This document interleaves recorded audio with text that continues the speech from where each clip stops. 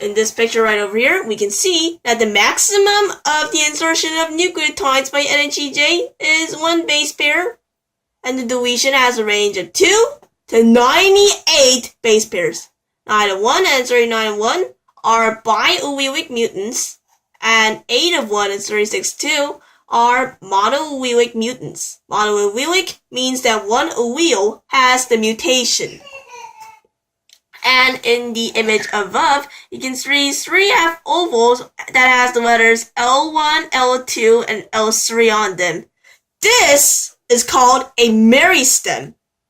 A meristem is a tissue where the plant has undifferentiated cells. It's a tissue that consists of undifferentiated cells. Meristems are usually in places where plant growth can take place. And now the domains of this L1, L2, and L3 are called layers of the meristem. The L1 layer controls most of the flower petal colors.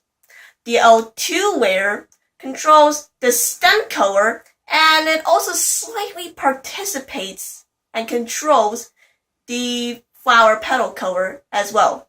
And the L3 layer forms the central tissues, the tissues of central organs like the roots. And now, Professor Ono's team concluded that these two plants right over here, Professor Ono's team concluded that these two plants to be L2 periclinal chimeric and L1 periclinal chimeric plants, respectively. Now, what do these words mean, you may ask?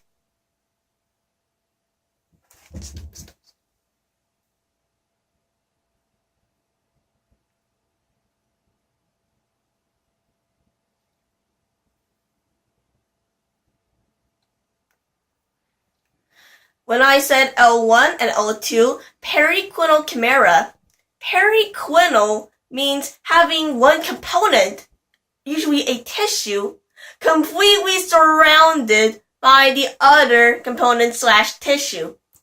And a chimera, and no, I'm not talking about this creature from the Greek myths. I'm talking about chimera as in genetics. In genetics, a chimera is an organism that has more than or equal to 2 strands of DNA, more than 2 strands of DNA, and therefore having multiple genotypic traits in one organism. It's kind of like having 2 or more blood types for humans.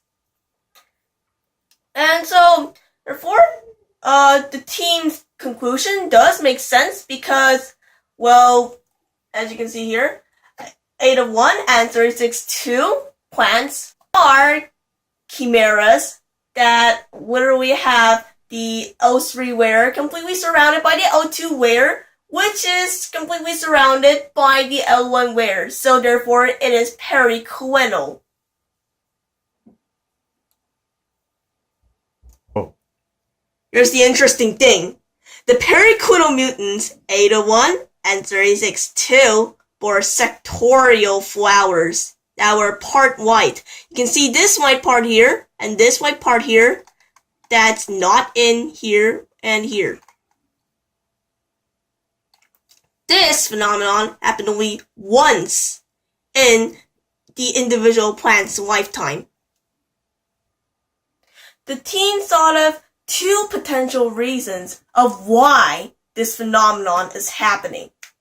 The first one is because of somatinal mutations or somatinal variations.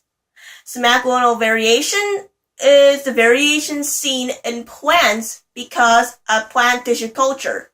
Plant tissue culture are techniques, a set of techniques used to maintain and grow plant cells, tissues, and organs. And chromosomal rearrangement is really important in this somatinal variation thing.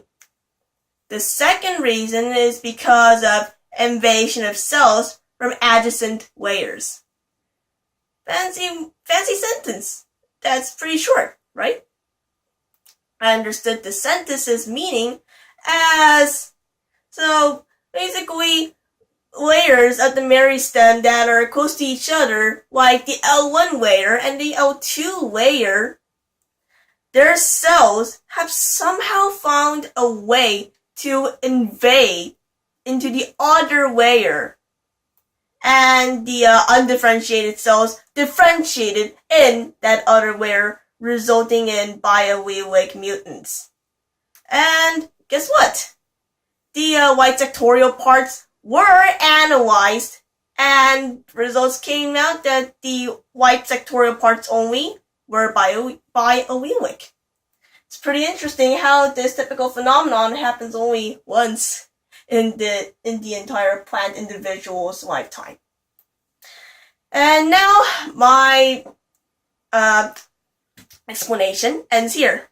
I hope what I explained in this video and wrote in this article helps other students to learn and understand science better.